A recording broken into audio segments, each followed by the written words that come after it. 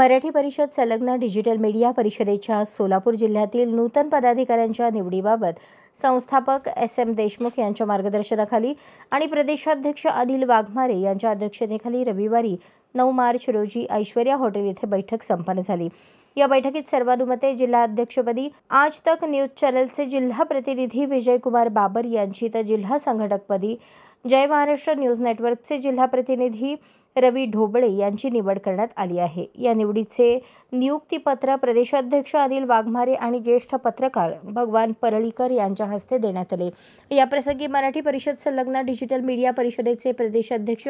अनिल वाघमारे यांनी संघटनेचा उद्देश स्पष्ट करत डिजिटल मीडिया पत्रकारांवर होणारे हल्ले व अन्याय याबाबत आवाज उठवण्याची गरज असून डिजिटल मीडियात काम करणाऱ्या पत्रकारांना अधिस्वीकृती मिळवण्यासाठी संघटनेचा मानस असल्याचे मत व्यक्त केले।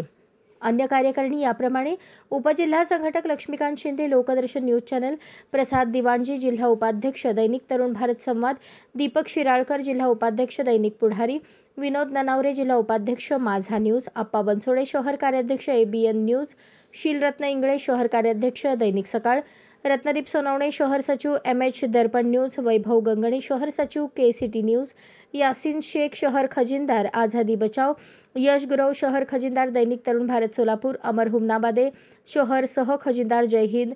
24,